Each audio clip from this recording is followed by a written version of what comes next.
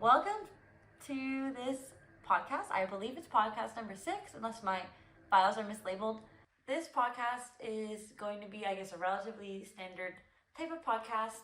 My last one, I believe, was the end of August, so it's almost the end of October. So it's essentially been around maybe 7 weeks or 2 months. And I guess a lot has changed. A lot always changes when you do them this sporadic.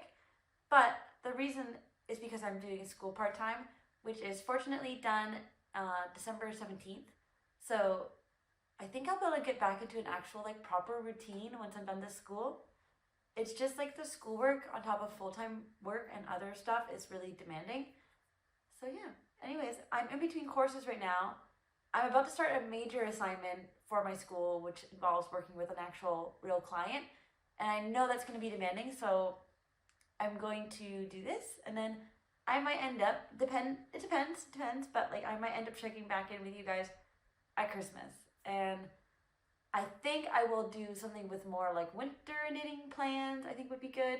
I kind of have some loose fall plans for this, but obviously fall is fleeting, and I just know how fast the next 2 months are gonna go by, and so I feel like fall is fleeting.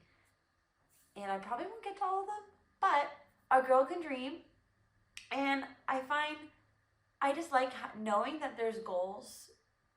I guess there's goals, but I don't mind if they change. I don't need maybe I think I'm gonna use this yarn for this sweater or whatever, but I really don't mind if they change. So yeah, this podcast intro over. Is this going to follow the order of finished objects, work in progresses, and fall plans, which is kind of loose, but I just want to make sure I talk about it. And then acquisitions. I will say, I did mention in my last podcast that I would potentially do a yarn buying or shopping video in Portugal. And honestly, I found once I was in the shops, I felt self-conscious about even taking a video. So I took after I made my purchase, I took little videos, which I'll make sure I insert on the screen. And I will say a lot of my acquisitions are Portugal related. However, there's a couple really, I think, exciting secondhand, from de-stashing groups and Facebook Marketplace. A couple cool secondhand things that I feel excited about. No matter how hard I try not to buy more yarn, I end up buying more yarn.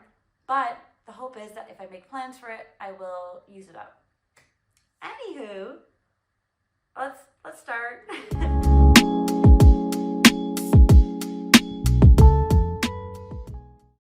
So my finished object is it's a test knit. So between when I ended the video and when I am doing this video, I did a test knit for Perfectly Knotted. Her first name's Claire. Her last name might be Jackson, Claire Jackson, maybe. She's actually based out of Ontario, like me, and she posted a testing call, and I saw that the timing lined up while I was on vacation, which I knew I would have a lot of downtime to do something like a test knit. And then,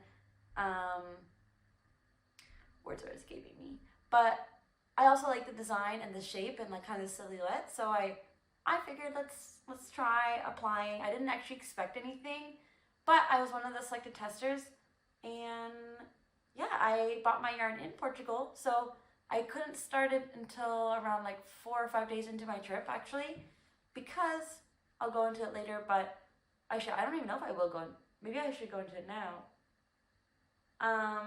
Essentially, I bought what I thought would be yarn that met gauge at the First Yarn store, which a lot of people have spoken about, and they have some famous yarns. I think some of them are carried in Canada, some of them are carried in the States.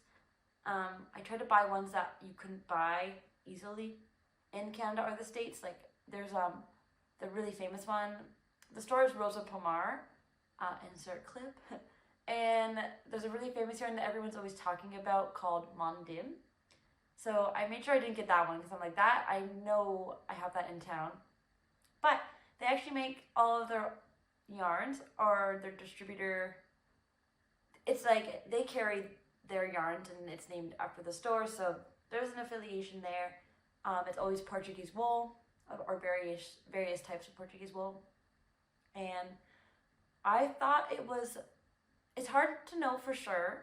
Maybe I will put like a price comparison on screen of the differences, because with the exchange rate, I'm not sure if it's cheaper, but I think it is cheaper than buying it at home. And then it's kind of like when you're traveling, it's a good excuse to spend money. So yeah, I bought yarn there. I'll talk about my yarn acquisitions a bit later, but essentially I bought the yarn, I went to swatch, and I did not meet gauge, and I was like, crap. And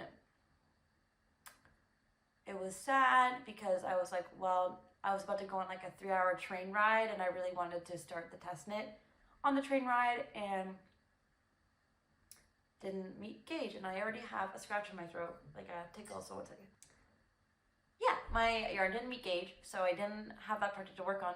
But I did bring another project on the trip that was for specifically like when I didn't have the yarn yet, and then when I was on the plane and on the way to the airport and all the downtime that's associated with traveling. So I had a backup project. I worked on that. It was fine. I guess it worked out because I would say I made good headway on the other project, which is still a work in progress, so I'll talk about it a little later. Regardless, oh my goodness. Okay, so I tested it, the Sweater of Dreams for Perfectly Knotted. It's actually right here. Maybe I could put it on, but I'm not really wearing, I'm not really wearing the perfect undershirt right now to put it on, so I will put like a reel I post on Instagram of it instead. But yeah, this is it. So let me hold it up better. It's a DK weight sweater. It's actually knit. For me, it was a very unique construction. I'm not sure how unique it is in the grand scheme of sweaters. I think it is pretty unique though. It's 4 panels that you knit that are quite long, or sorry, back. 2 panels that you knit are quite long, and then you fold them in half. So this essentially, like this half of the front of the sweater is a rectangle, right? And then it's folded over the shoulder. So that's essentially 1 panel. So it's double what you guys can see in length, right? And then same thing for the other side. And then there's this really cool rib detailing that doesn't show as well with my dark yarn that I've selected. But for some reason, I just like really was gravitating towards like a more navy sweater. And if I could have, I would have loved to have a navy mohair as well. But I think it was like the Rosa Pomar didn't have a navy mohair. They had a light blue mohair, and I didn't return or plan to exchange that because I knew I could still use it as long as I got a navy blue yarn from another store. So regardless, oh my goodness. You have the 2 rectangular panels. You have these cool ribbing details. I hope you can see because I can't see. I don't have a viewfinder. And then the sleeves you can either decrease, and there's recommended decreases in the pattern, or you can knit straight, which is what I did because I do like a good bell sleeve. It's like a retro moment.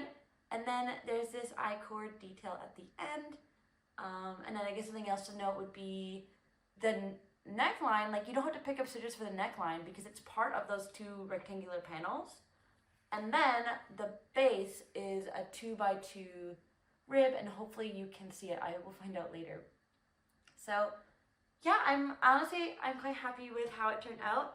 It's very, very soft, and it's nice and light. Like I haven't actually tried to wear it in public yet, so we'll see how hot it is, but I feel like it's airy. And the yarn that I got from the other shop in Portugal, which maybe I'll just do a really quick segue about that, just because it has to do with this sweater. I think it blocked nicely. I would say this is a ball of it, so hopefully my camera's doing it justice, but it's very, very thin looking. And I asked them, I'm like, is this gonna work? I forget what I said specifically, but she said it like blooms really nicely when you block it, so I took her word for it. And then I held it with this yarn, which I guess I'll talk about later, but this yarn to get that marled, that's the word, marled look. I guess my only qualm with the mohair is just the fact that the inside, I don't know what it's called, but the inside is white. So it definitely sticks out on the texture of the sweater, but I think it works. Like, I actually think this is going to be something I get a lot of compliments on, and I think it's unique. I've never seen it in stores. So overall, a win. And then I guess regarding the pattern, I would say, in my opinion, it was very beginner friendly. I don't really ever feel like I was confused. There was one point, and I wrote it down in my notes, but I haven't sent my notes to Claire yet. There was one point where I remember I had to really think it through, like, what did this mean, just to make sure I didn't mess it up. But I think I figured it out all right. Obviously, the sweater turned out okay. So that's kind of the test knit. I'm trying to think if there's anything else. I believe it's coming out in November.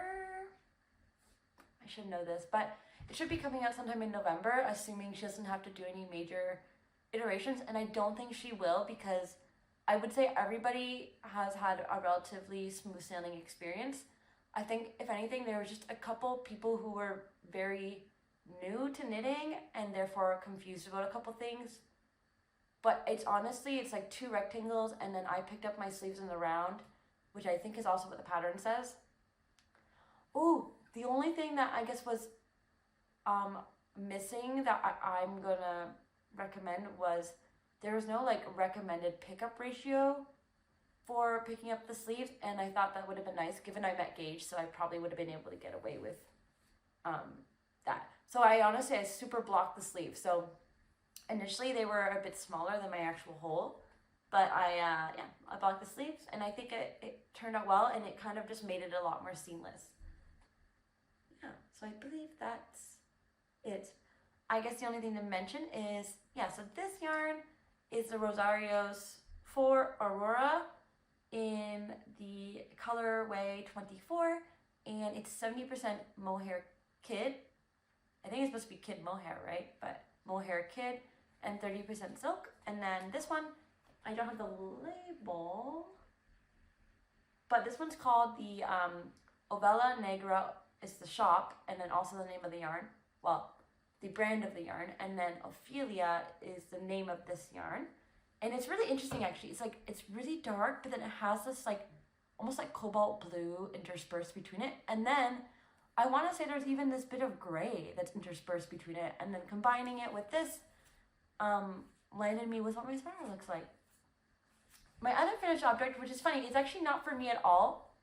So before I started focusing on like knitting more for myself, I had an Etsy shop. I still have it, but I would say I got rid of most of my things on it. I did a lot of custom orders, and honestly, it ends up being kind of exhausting because you're usually making a pattern from scratch.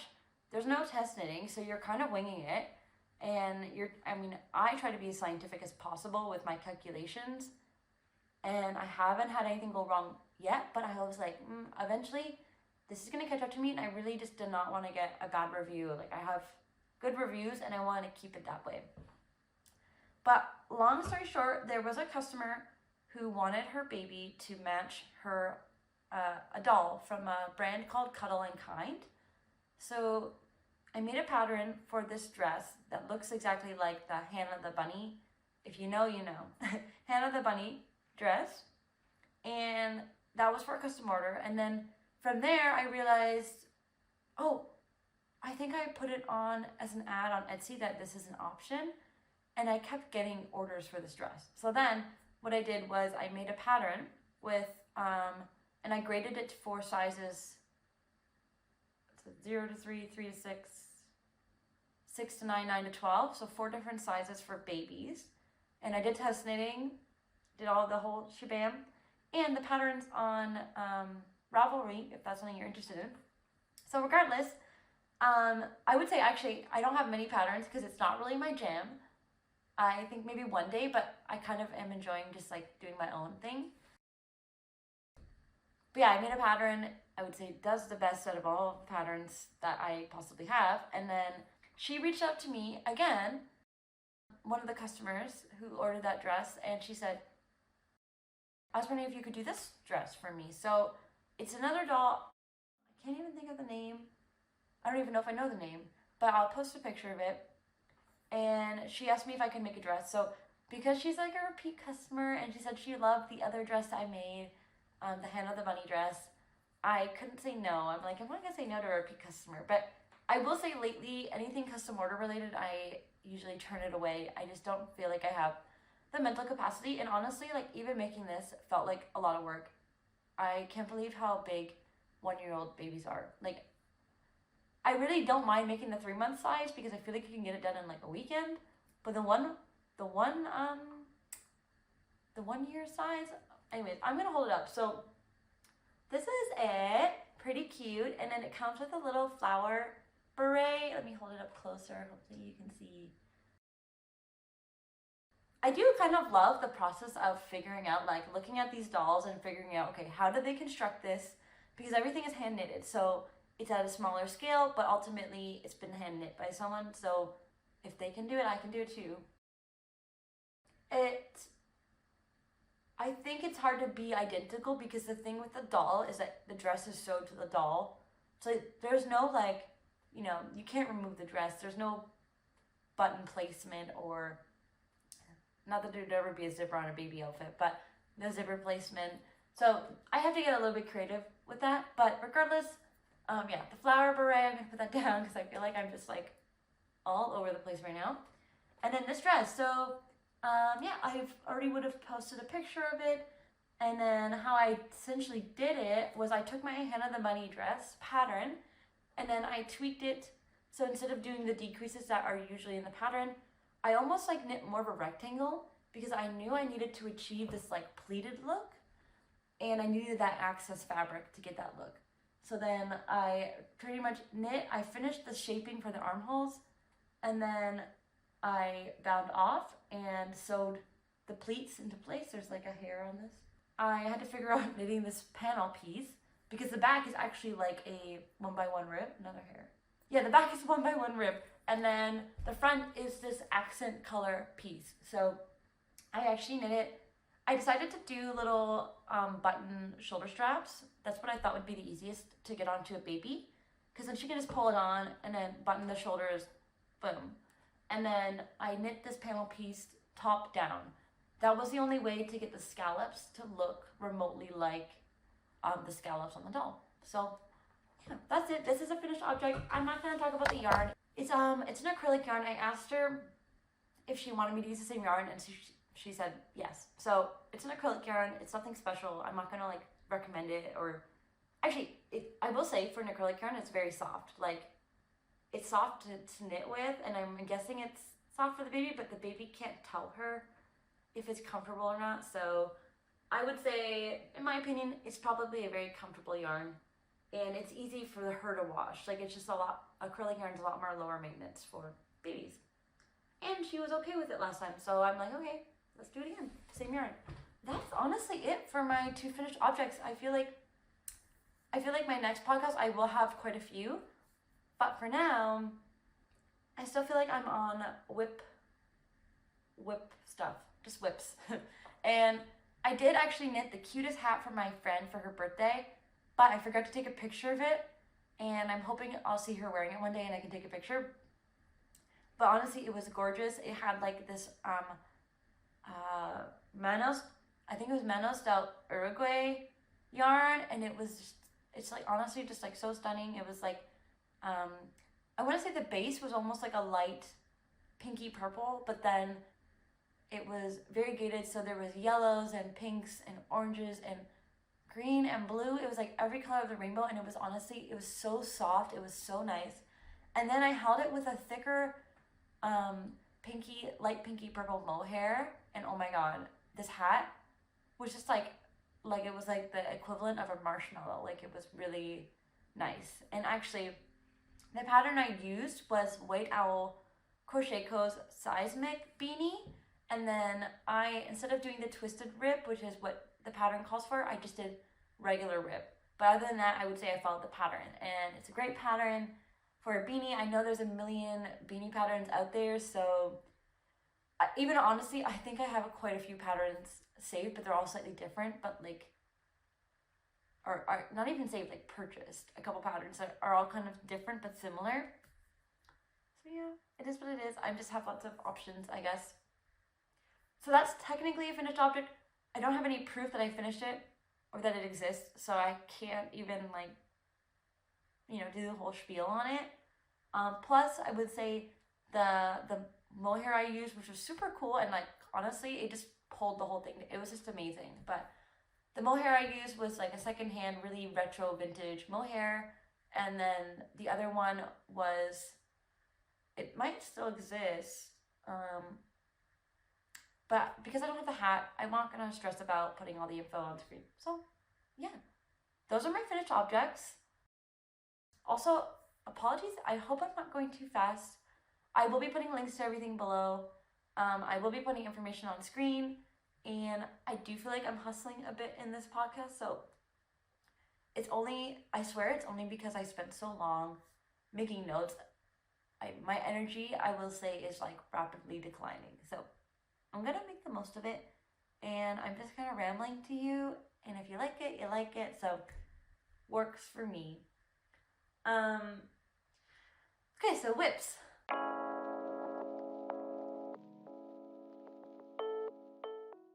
Let's do it.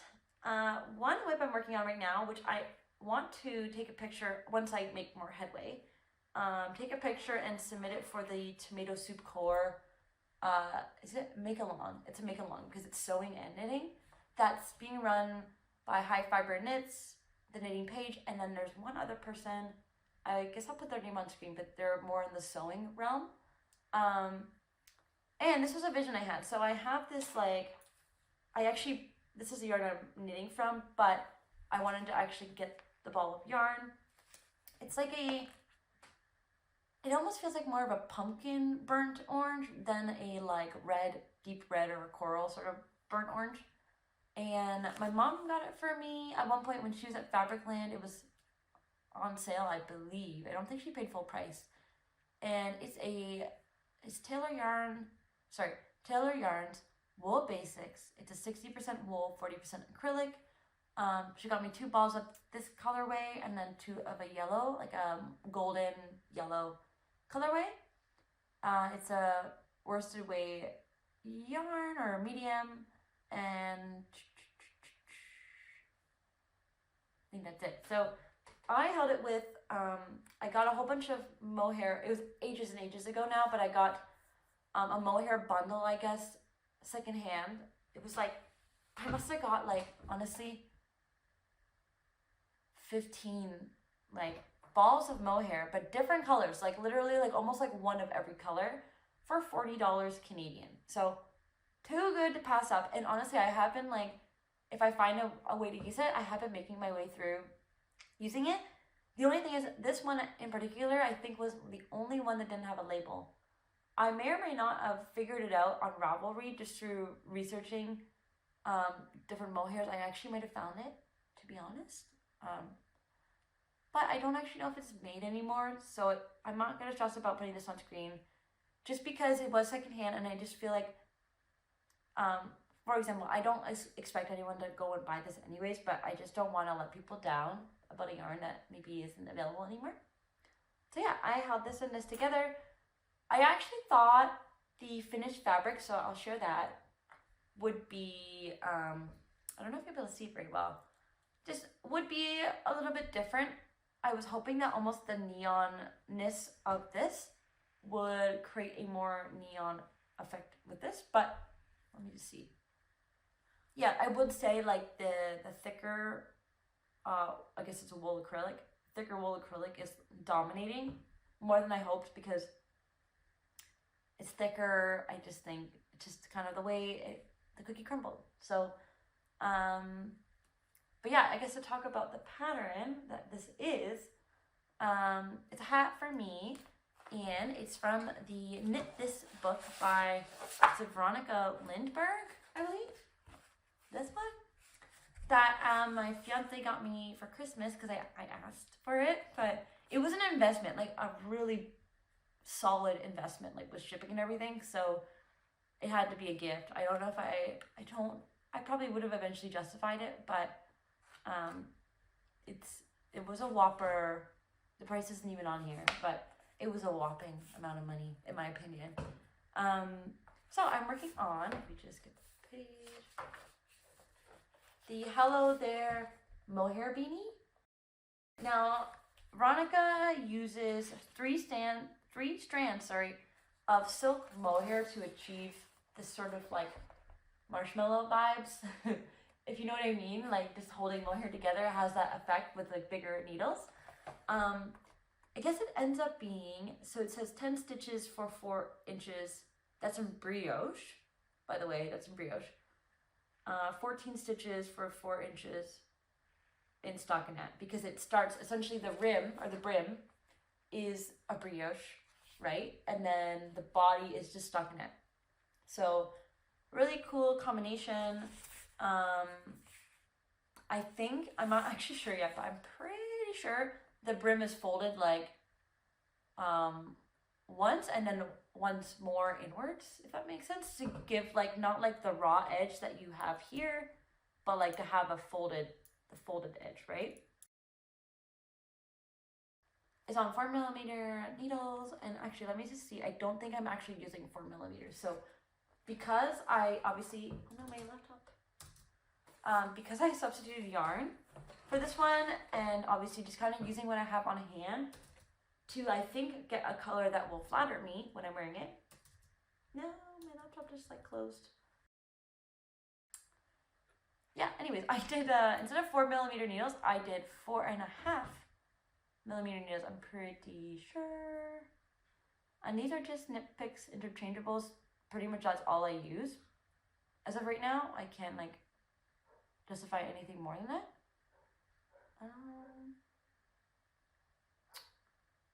Sorry about the dog, if that's frustrating. Okay, anyways, I'm 99.999% sure that this is 4.5mm needles, and honestly very glad I did that, because I'm a little bit tight like on the gauge front.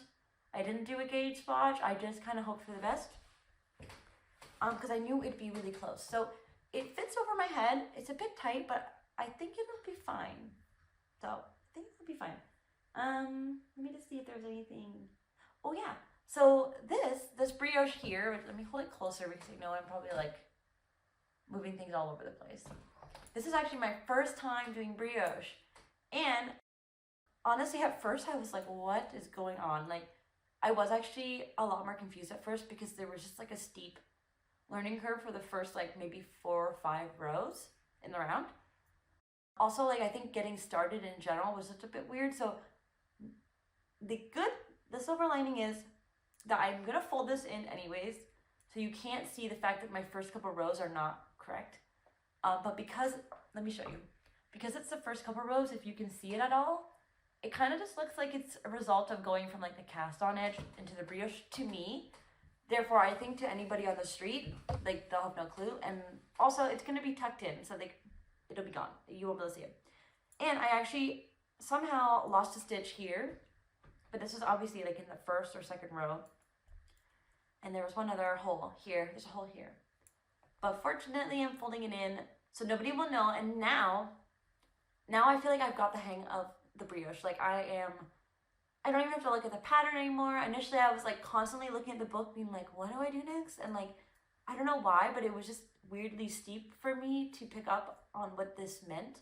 But now I've done obviously essentially double the rounds of what this is, because that's how it works with brioche. So 1, 2, 3, 4, 5, 6, 7, 9, 10, 11. Okay, so I've done 22 rows, and I definitely got the hang of it now. And this is a really good, smart way to initiate myself into brioche, because I will say this damn book, which little did I know, has like majority of the patterns are like fisherman's rib. It's obviously daunting to, I've heard enough about it that it's pretty daunting to like go into brioche making a sweater, and definitely didn't want to do that. So I want to see if there's like an example I could show you. Like, even for example, this Quiet Delight beanie, this is a full-on brioche beanie, which I was like, no, I need some stockinette. I don't mind doing a brim and that. Oh yeah, this one, this is the honey cardigan. This is half fisherman's rib. But regardless, like, those stitches where you're using a lot more yarn for one per stitch, right? And then you're also not getting that same like satisfaction of instant progress.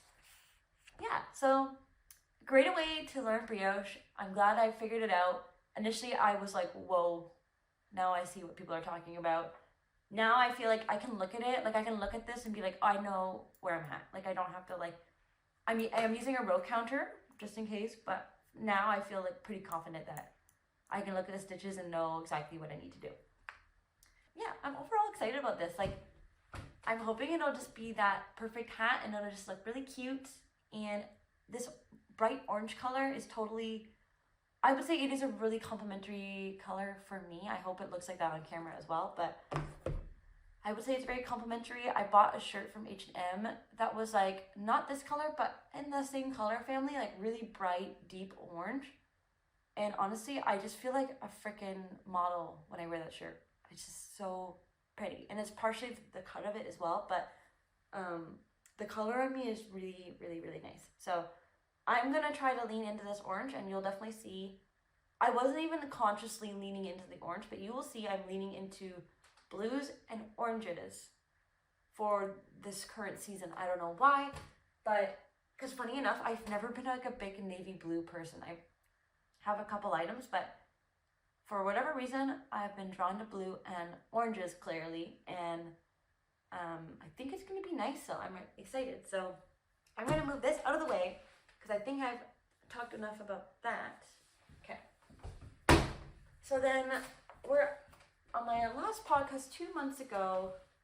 I showed you my progress with the Giselle blouse. I think I was a good way through the first sleeve, but I wasn't done. And then when I was on my way to the Toronto airport to go to Portugal was actually when I officially finished the first sleeve. So I haven't seen this yet together, so that's why I'm holding it like that. But this is my first half of my Giselle blouse. So very, very, very, very, very pretty. I haven't done any of the finishes yet, so I've bound off. Like, how cool is this? I can't even believe, I will say actually though, decreasing and increasing for this like, this look, that was effort. And also you're knitting with like one strand of mohair, so in general the whole sleeve is effort. But I bought the knitting elastic for this, so I still have to put the knitting elastic through here. And then there's also some tulle which I brought to show you, but then I bought this at Fabricland. It was the closest I could find that wasn't going to like I think take away from the sleeve. So then essentially she has a technique where you put the tulle in the sleeve and then it helps the puff be like puffy. So I haven't done that yet, but I did want to share that. I will share a bit about this in general. So the Giselle blouse by Fabled Knitwear, I am knitting the size, I'm just going to hold it up, the size extra small. I am using Julie, I think it's Julie Asseline or Asseline. Lezu is like the body of the yarn. And then that's a 90% wool, 10% silk, so super luxurious. And then for my mohair, I'm using the Lang lace, which is also freaking stunning. It's like this deep, I don't even know, mauvey, dusty pink, which I love. And then it has gold, sparkly, I guess what is it? It's a polyester nylon sort of strand as well through it, and that gives it that shimmer effect. I really, really, really want to, she's on mat leave right now, but I really, really want to buy Fabled Knitwear's yarn and just suck it up with the shipping. Haven't done that yet, but I will say, from what I've seen, the pricing, this seems, from what my calculations were last time, it was gonna cost the same amount to get her yarn and then pay for shipping as it was just to get this yarn at my local yarn store. And that's without the shipping. So I'm definitely gonna try it one day. It's on my list because she has some freaking stunning combinations, and she uses a lot of like this like shimmery yarn in her yarns to give it like, I guess, depth, and it looks really nice. So I do really want to do that. For now, I freaking need to stop buying yarn, but I guess it's nice to have things to be excited about. Yeah, I guess all I need to do now is seam this other strap and start the other sleeve. I suspect it could take me another freaking 6 months to do this all, but it's just one of those projects where when inspiration to get it done strikes, I can get a lot done. Like I would say I accomplished the second sleeve pretty quickly once I was motivated. So it's just about being motivated, that's it. I'm gonna throw that on the floor. I gotta keep the ball rolling. So the next pattern or whip I want to talk about is the Evelyne top, which I believe I spoke about as like something I really wanted to work on. I've had the pattern for a while. It's by Colibri by Joanna. And also this cardigan is by Colibri by Joanna. It's the Claude cardigan, and it's a garter stitch body, folded over knit cuffs and button band. It's probably one of my first like big official garments. So I will say the one thing that bothers me about my folded over cuff is that like the ridge line isn't actually like here where it should be. It looked like it was gonna be when I was seaming, but I think just the way I seamed it, like it's actually not. So is what it is for now. Maybe one day I'll fix it. So I got the button band. This is Colibri by Joanna, Claude cardigan. But to talk about the Evelyne top, which I'm very excited about where it's going, is, yeah, so it's right here. It's a top down, it's like it's not a halter, but what would you call it? Like it's a high neck, 2x2 rib, like hug me tight sort of vibes tank top. And then there is gonna be edging as well, which I haven't done yet and I haven't really looked into much, but there's edging as well around the neckline and then also this area. This is a size extra small, but it's like super, you know, super duper stretchy. You see that? Pretty optimistic this is going to turn out really nicely. I am using the Knitting for Olive Merino in the colorway Wild Berries, which is funny because Nee Knits was just talking about using this yarn and I was like, I mean, I think I bought it before her. I bought this yarn when I bought the Mohair and Merino for this. So I bought it a while ago. It just took me like a year and a bit to use it. So now I'm using it. All I have left at this point is to finish knitting the body, which I still have quite a few inches to go. And then I guess I'll bind off and I'll do all the edging. And then I think we can call it complete.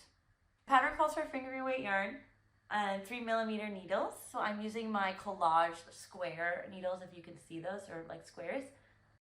Not really getting a lot of wrist pain, but not doing this every day, all day. So it's hard to know. The size range is extra small to 4XL, which corresponds to a 80 to 120 centimeter bust. And the negative ease is, or there is a negative ease, by the way, 5 to 8 centimeters. So it's gonna, yeah, be hugging me tight. And the yardage, in case you're curious, is ranging from 820 to 1,367 yards.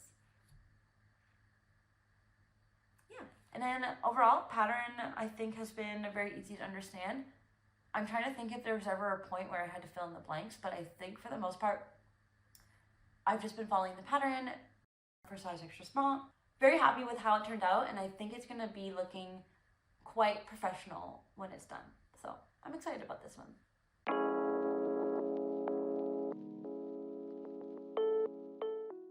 Fall plans, kind of fall plans, because I'm not for sure that I'm gonna have time to do them, and I don't actually know if I'm gonna follow them. But just, you know, to put it out into the universe, I would like to finish my sleeves on my cardigan number 6.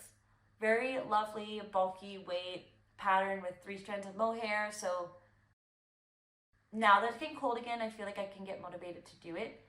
And it's definitely on my to-do. Like, I think once I finish my test knitting responsibilities for Sweater of Dreams, then I will officially start the sleeves on sweater or cardigan number 6. And then that just means I'll have my Evelyne top and my Mohair beanie, and I guess that's it, because I finished my Etsy order. That was also a high priority to get that done. So I want to finish those sleeves.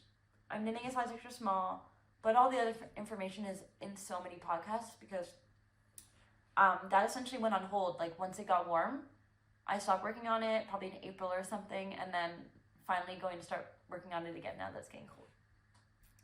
The next thing is, and I I'm torn, so I'll tell you, I gotta bring my laptop here because I need my notes for this part. So I will put on screen, I have these two dilemmas. I think I've kind of narrowed it down. So that's part of the reason why my notes took so long, is I had to really I had to look at all my favorites, all my cue, all my yarn, and I was really trying to figure out what are some more emotionally, mentally high priority things I might want to do. And sorry, I'm hiccuping, but I think, and I'm not sold, so, but I think I'm torn between I might say it wrong, Eun Sweater. It's a Korean word, but I want to say, if I were to guess, I would say Eun or something like that. Sweater by Anne Fiscum Sunday. I'm thinking about using, I didn't actually bring it down, but it's the, I got it secondhand from Beiroa Crochet Co. A bunch of it, and I've been wanting to use it for something, and it is 100% wool, so, you know, I would say it's a bit more rustic, and it's got this, it's like a heathered look, I guess is how I would describe it, but it's like a dark heathered gray wool, classic sort of wool that you would expect by Patterns North America. I actually have 1,940 yards. I'm probably never going to make a worsted weight pattern that calls for that much yardage, unless I were to make a big cardigan, but I just know I would never wear it. So I'm going to have leftovers, and then those will get used for something smaller, I'm guessing. But it's dark gray, so you can't even go wrong. I have the colorway 25 dark gray mix is the name of it. The Eun Sweater, it comes in sizes 1 to 8. The bust, that corresponds to bust measurement of 85 to 140 centimeters. And I'm thinking I could get away with a size small, which would require 1,125 meters. I don't have the yards because she didn't give yards, but however that works out, I know I'd have leftover yarn, and I'm thinking that's what I would use this. I wanted to bring it down, but I forgot. So I think that's fine, right? There's no yarn shortage there. The issue that comes into play is I looked at all the cable sweaters by Petite Knit. I've been eyeing all of them, and I feel like she keeps coming out with more, and there might even be another one coming.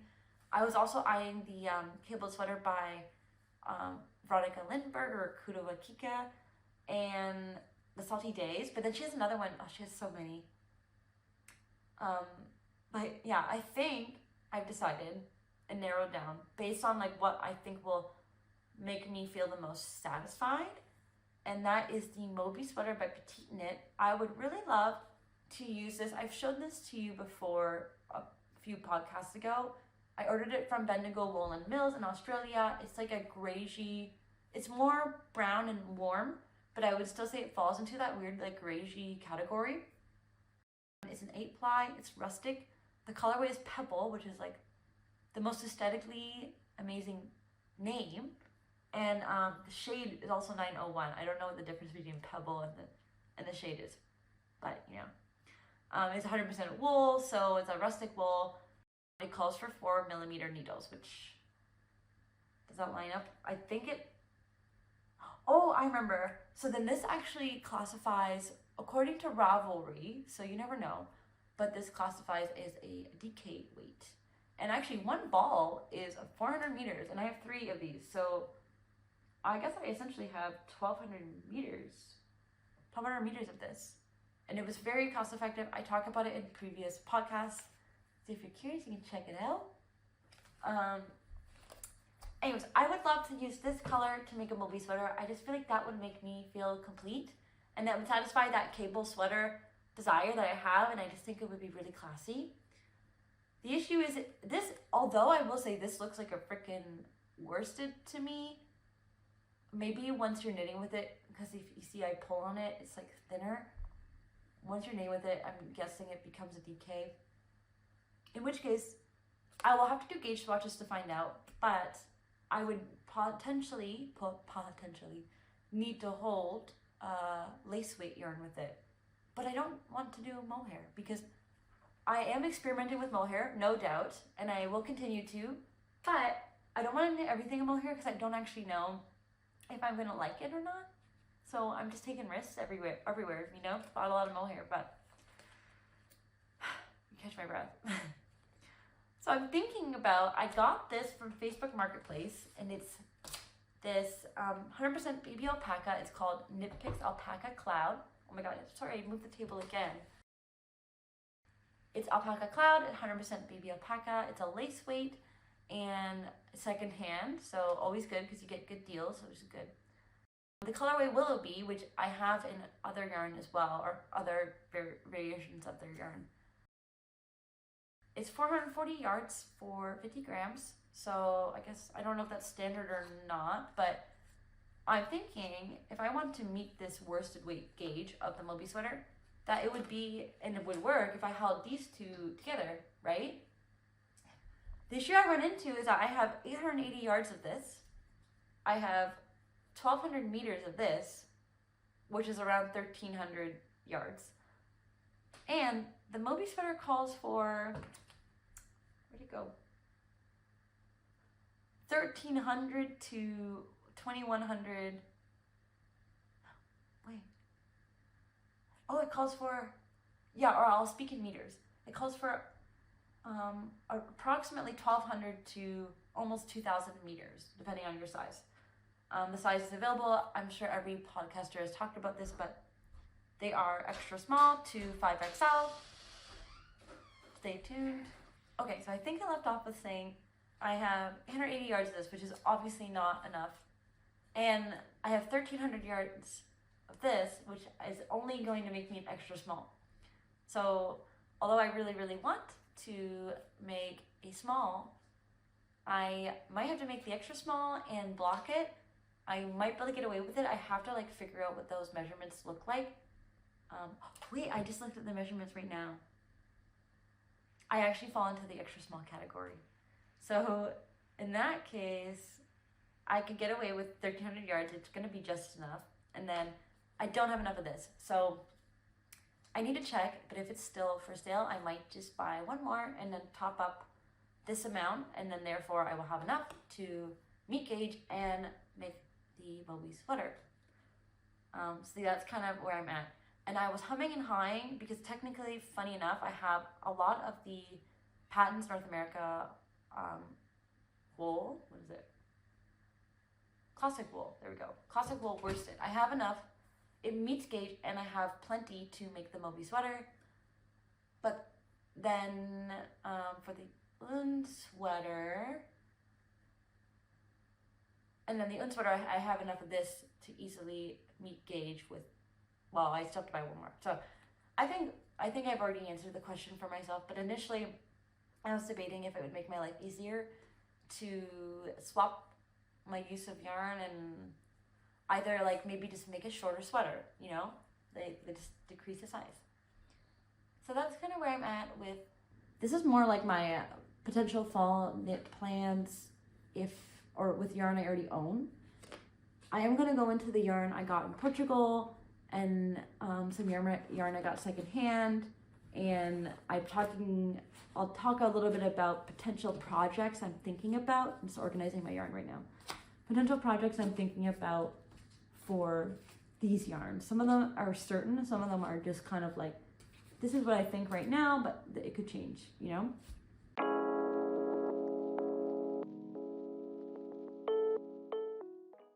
So I guess I'll start with, this is going to be the official start of my acquisitions section. And it's the easiest thing to talk about, so I'm going to talk about it first, although it happened most recently. I always peruse Facebook Marketplace, and obviously the algorithm is keeping track of what I'm interested in, and recommended someone not very far, maybe 10 minutes driving from me, was getting rid of her. She said she has more somewhere, so maybe she'll reach out with more, but she's getting rid of her vintage Vogue like knit little booklets. They're kind of like mini books. So I got all 4 of these for $5 total Canadian. And there's some really great, like really awesome vintage patterns in these. I'm not going to stress about the children's one because I don't really knit for children right now, but it's nice to have if I do want to knit a gift for somebody. the men's one, I don't have any immediate plans to knit anything for my fiance, but if I were to, I could definitely knit something from here. And there's some very, honestly, it's funny, like, because vintage is so back right now, like a lot of the trends are back. Like, let me see if I can find a good one. There's some pretty cute things in this, and also, like, some of the guys are pretty cute. Like, this vest is really cute. Like, Tom would never wear this, but there's some really cool patterns. Where's another one? I mean, once again, Tom doesn't wear vests, but how cool is this? And then there's definitely more. This is actually pretty cool, though. I also know Tom would never wear it, but it's like a color work cardigan, sort of button up dress shirt almost. I'll show you the things that I feel like are more like this. I hope that you can see this, but this is really cool. I feel like I would find this at H&M right now. And that maybe not so much. Some of these are a bit more like, they feel a bit more old school, but I would say there is some very cool patterns in this. And honestly, when I went to go get the books from her, I kind of said, I'm just gonna look, because I wanted to make sure there was something I would like. But I looked in the women's one and I was like, sold, like easy, because patterns nowadays are like $10 each. Just trying to see if there's anything else that's like a really cool gem. They're all, honestly, all these are pretty cute. Even like these are men's socks, but yeah, Vogue did a good job. And like some of these patterns I'm showing you, like this one, which I would never make for anyone, but this one's from 1960. 1960, this pattern was made. So there's some very, very vintage. Oh, like this. This is really nice. But yeah, very, very, very vintage patterns. This, oh my god, like this. And what is it? It's in, it says over pattern. It looks like a brioche, but look at this classy cardigan. So, I mean, I got all these patterns. This is just the men's one, but I got all 4 books for $5. So, and this cardigan, this is from 1953, but does it not look like something you would buy anywhere, at any store? Yeah, so that's kind of like, I was immediately sold when I saw the women's. That was the men's. Don't have any immediate plans to use it, but I might one day. This also has some like really cool, I'll show you the gems as well, that I feel like. Some of these I'm like, 100% people would make them, but then I'm also like, but there's this, like, it's funny because I think a lot of the patterns that are coming out nowadays are actually quite, they're probably slightly different, but they're quite similar to some of these really vintage patterns. This one's from 1947. So you can see like, these are old, but at the same time, does it not look like a lot of the other things you've seen? Specifically this one, like, I think petite knit, like not that she took this, but it's just funny how things are coming full circle. This is so much like a storm sweater sort of vibe, but a sweater vest, I guess. And this pattern's from 1932. So you get my drift. It was very exciting. There's a lot of really cool things, and I do really want to make stuff from here. And I just think my only fear that I have is how I feel like nowadays people really prioritize making patterns very easy to follow. And I have a vibe from these that they require some intuition, knitter intuition. So that would be my only thing that I'm slightly scared about. But regardless, it was so affordable, I can't really say no. So I think first, in terms of acquisitions, I'll talk about things I got secondhand, either from, actually these are all from Facebook Marketplace. But technically, I think they might have been cross-posted in like a Canadian yarn destashing group as well. Can't remember. But they were in Hamilton, so it was this easy little drive for me. So yeah, I know I mentioned at some point in the podcast, I definitely think there is something going on with me in the color blue. You have my yarn from the sweater I just finished. And then I bought this yarn from a destashing group. And then, but like, I would say they're like long sleeve / sweater quantities that I'm buying. But this one from a destashing group, and then I got this one, which is different, but still in the blue family, from Facebook Marketplace. So I guess first I'll talk about this Millamia, I kind of messed up the label, or maybe The one skein she gave me was like clearly she frogged something is what it was, and this is the frogged one. But this is called Millamia, Sweden, naturally soft merino. It's 100% virgin wool. It says limited edition shade, and I guess that means if I run out of yarn, I can't get it anymore. And then the colorway is made in Italy, which is really cool. And the color is 184, which is denim. I have 8 skeins of these. Is skein the right word? Maybe it's a ball. 8 balls of this. And that ends up being around 1,096 yards or 1,000 meters. So it's a sport weight yarn, by the way. Just from looking at it, you can see it's like really tightly spun, which leads me to think I should do something that's either like, I don't know, something that would work well with a kind of stretchy. It's definitely got the stretch factor. And actually, I don't know how else tightly spun yarns impact garments, but my gut says it'll be okay. Hopefully no regrets. And this is a very loose plan, but I'm looking at doing the Arg Cardigan, and I'm pretty sure I favorited it once I saw, it might have been High Fiber Knits.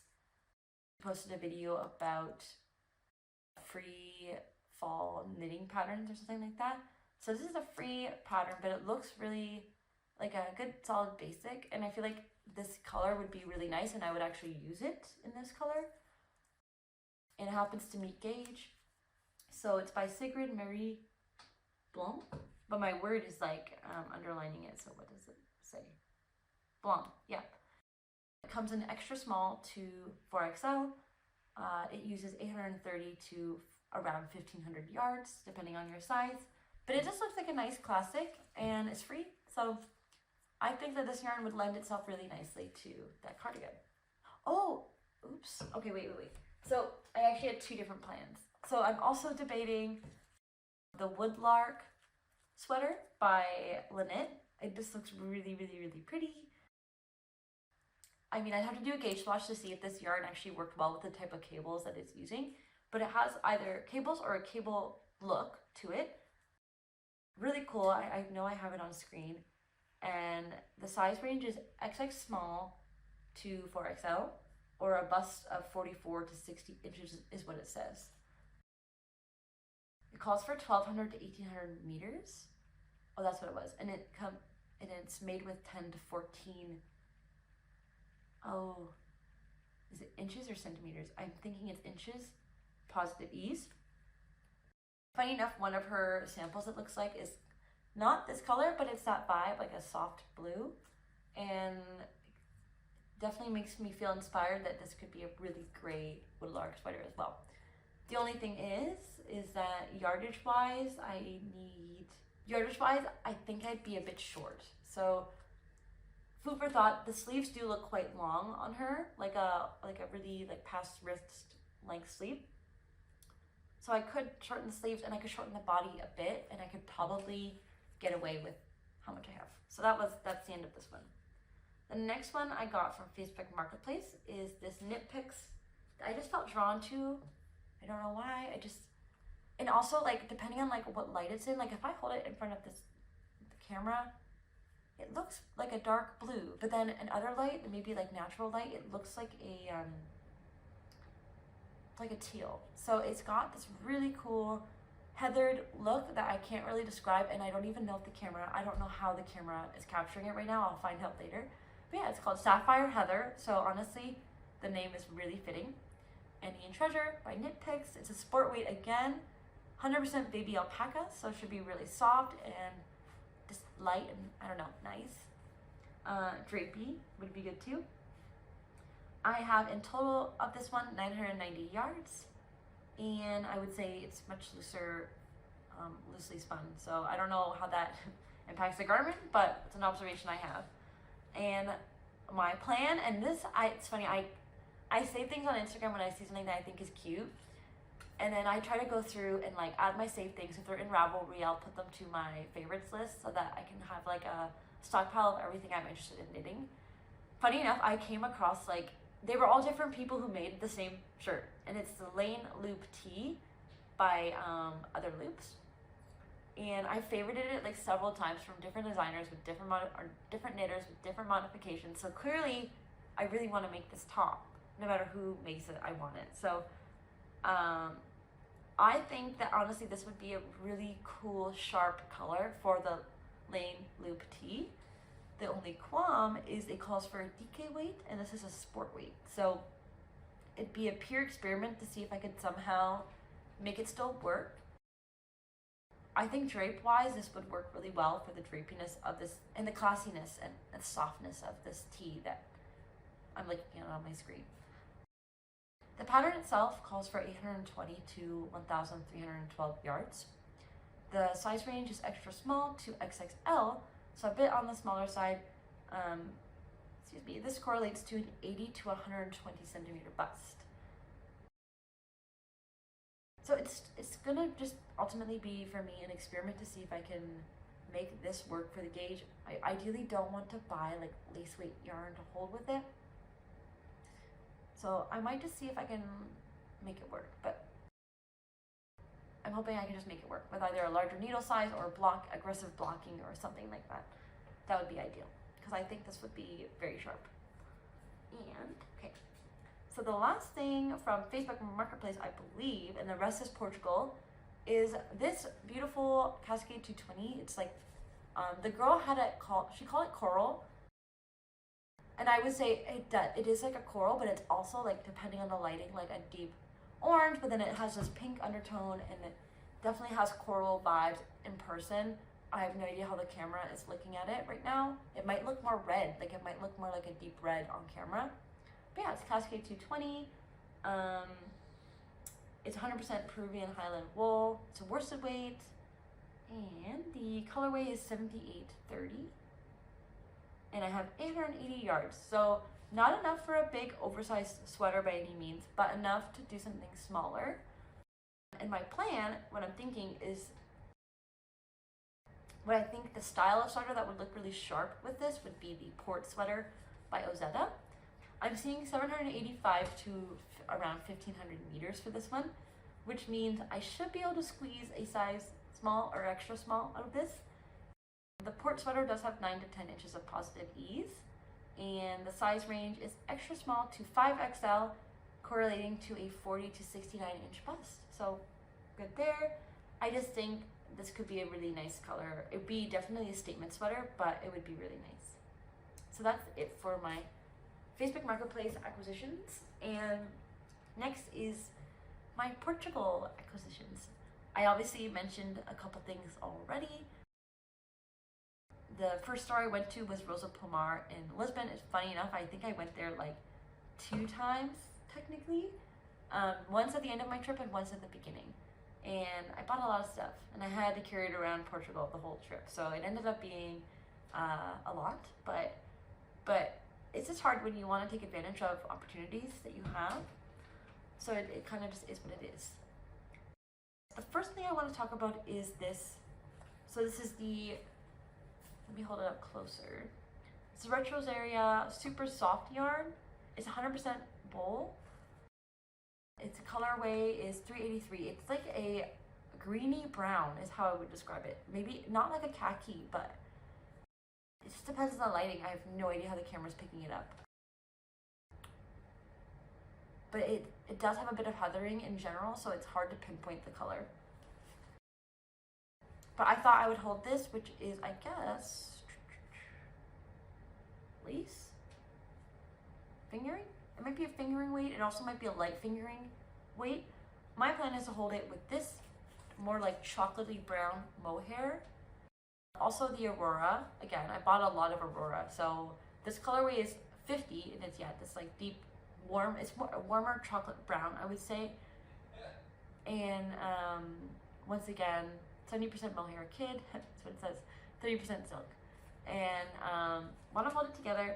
And I'm thinking, I'm not, this is no guarantee, but I'm thinking I would use it for a pattern that is like the Oslo sweater. So just a classic sweater. And honestly, I haven't really made a lot of those, so, or any of them. I haven't made any like classic sweaters yet. So the Oslo sweater by Petite Knit is what I'm eyeing. I guess just to mention, I have 1,252 yards of this one and 1,148 of this one. But ultimately, I think the goal here is just I want like a really nice chocolate brown sweater. So I think these will go, it'll be, I have no idea what the combination will look like, but I think it should look very nice. However it turns out, it'll look nice. That's my plan for these.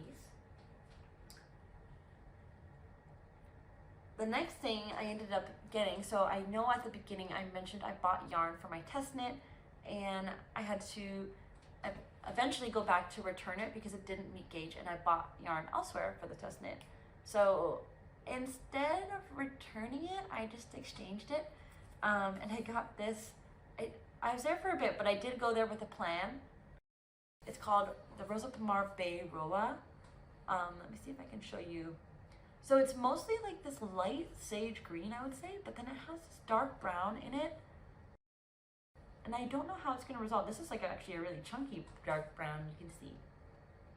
So it's gonna be very interesting, but I feel like it's going to make the most beautiful earth pullover by Ozetta. I just think it's gonna work out really well. It is an Iran weight on Ravelry, according to Ravelry, but when I look at the gauge on the actual yarn, it looks like it'll meet the DK gauge that's specified for the earth pullover by Ozetta. Overall, I have 1,258 yards of this, and the pattern calls for 1,130 to 1905 yards. Size range is extra small to 5XL, so that correlates to a 30 to 60 inch bust. And it's knit mostly on 5mm needles, so I definitely want to try to prioritize this one because I think it'll be a nice, quick, satisfying knit in the sense of a sweater. Something to mention is I do also really like Hip Knit Hooray's test knit version of this. So she made it, I'm looking at her notes, but she made it a bit shorter, and then she did a split hem. And I really, really like the classic look of that. So it is very possible I will do that. The only thing about that is she, from what I can see, used a drapier yarn. If I look at Ozetta's, it's clearly a bit more of like a bulky vibe. And I think this would be more of a bulky vibe. So food for thought. I'll have to like see. I think it's top down. So I'll have time to make a decision on whether or not I want to make it shorter or not. Same thing for the sleeves. So it's either going to be knit like Ozetta's original, or it's going to be knit like Hip Knit Hooray's. I'm not sure yet. So that's this one. But yeah, I'm excited about this one. I think this will be a fun one to knit with. And I'm excited to see how it blocks as well. Made in Portugal. Colorway 675, I didn't mention that. And 100% Portuguese wool. So there you go. The next thing is, okay, so this one, I'm not going to talk as much about it. I don't have plans, so that won't take up as much time, which means I'm kind of wrapping this up. But once again, I got Aurora, but I got it in colorway 01, which is essentially an off-white. I got 1,148 yards, so five balls. And I purchased this to actually go with existing Douro yarn that my mom got me. I just kind of switched my plans around a little bit, and then I think it'd be really nice held with that. And that Douro yarn is just a really natural colorway. Like, it just looks like natural yarn. It's like undyed, unprocessed vibes. I've actually shared this before. So initially, when my mom got me yarn, I think back in January, February from Portugal, I shared my thoughts on doing the Porcelain Sweater, and I was going to use this colorway, which is 21, or it's also called Marengo, as the accent. And then I was going to use this like pretty much white but off-white Douro as well for the body. And then lately, I just remember feeling like I kind of got pressured into that decision, and I kind of changed my mind. So what I did was, I already knew I had one of these at home. I bought more of it because I like this color. I kind of mentioned this deep orange vibe. It's probably gonna look red on camera, but I would say it's a very deep but red orange, if anything. And it has a very burnt feelings. Feels it got burnt. So yeah, I have 5 skeins of this, around 1,500 yards total. and I think it's either fingering or light fingering technically. And yeah, I just bought more to go with what I had at home, knowing I wasn't using it for the porcelain sweater. That way I have a sweater's quantity and, you know, everybody wins. And my plan is something from this book. So I will go to it right now. Funny enough, total coincidence, I was just thinking of it because I put this pattern in my Ravelry, and then when I was filtering by like fingering weight yarn, it came up, and then I looked at the picture, and it's funny because it's like so similar. I don't know if the camera thinks it's similar, but it's kind of like a similar vibe. But essentially I want to make this fine knit classic sweater with this yarn. That's what I'm thinking. I think it would just be a great piece to have for work. And comfy, but then also I can dress it up. I've been seeing on Instagram people using like pearl necklaces with their round neck sweaters, and I feel like that looks really cool, and I feel like I could get into that. And then because I obviously changed my porcelain sweater plans, I still want to make a porcelain sweater. Funny enough, I just wanted to stay a little bit more true to what the original was. So I got this one skein of this for the accent pattern, and it's Douro again, 100% organic wool. The colorway is 35, and I would say it's a soft gray, but it has an undertone of blue. So kind of leaning into that porcelain look. Just the more I thought about it, the more I realized I think I did want like more what the pattern actually looked like versus like a spunky version of it, if that makes sense. But that's it for this one. So I just have one skein of that for that project, and I'm at the end. Okay, so I've already kind of talked about this one, right, at the beginning. So I think I'm just gonna call that chapter closed. And then the last thing is the Aurora again. But this was like a plan I came up with because initially I got my mom to get me this back in like January, February. It's the Coast, Rich Rosaria Coast, colorway 121, and it's like, yeah, this really bright pink. Funny enough, long before the Barbie movie came out, I got her to get me this, so I was like an original pink lover, you know? It's 55% lamb's wool and 45% cotton. The thing is, I thought it was a fingering weight when I got her to get me it, but then once I looked at the gauge, it was more of a light fingering, like not lace, but it is almost in the lace realm. Like, to be honest, like look how thin it is. So it's also very heathered, I would say heathered overall. I wanted to make the farfa top by the Knit Pro Girl, but since then, honestly, I could change my mind and I could go back to making it, to be honest with you. I might change my mind. I'll make a gauge swatch and I'll have to decide. It's funny how you kind of naturally just flip-flop between things, because I'm always flip-flopping. But anyways, I had this, it wasn't gonna meet gauge for the farfa top. So then I thought, okay, what can I do to like rescue this, you know? So I thought, okay, I'll get like a really cool hot pink sort of mohair, hold it together, and I really wanted to either make, I'm not sure if I would meet gauge for the farfa top once I had a mohair, not sure. But I really wanted to make the Mohair Gallant sweater, which I've spoken about several times, by Kadri. So that is a kind of an unofficial plan for these two yarns held together. So I also really like this. They actually had like a fuchsia hot pink, almost like neon. I went for this one because I just think, for some reason, I think it's gonna complement this really nicely, and it'll complement my skin tone a lot better. So that's kind of where I went with this. The colorway is number 44, same composition as the other ones. I have 6 skeins of this one, so around 1,378 yards. And the Mohair Gallant sweater, just a couple, I guess, fun facts about that are, I might not have enough yardage for the Mohair Gallant sweater.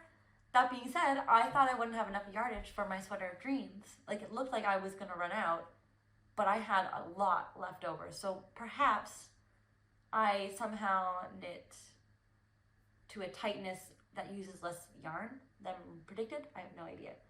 But I'm thinking, if anything, I could just make it a bit shorter, like in the sleeves or the body, and I'd get away with it.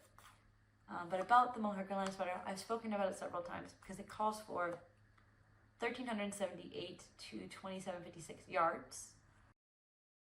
Sizes extra small to 5XL. There's 5 to 10 centimeters of positive ease if you're interested. And then the bust correlates to a 33.5 inch to 63 inch bust. So that is ultimately my plan for these two, but this is the acquisition that I actually got. And that brings me to the end of this knitting podcast. So thank you so much for watching. If you did enjoy this at all, you can subscribe and support my little tiny channel. And I'm going to start posting more regularly, definitely in the new year once I'm done my part-time school. But for now, you can get little doses of me every now and then.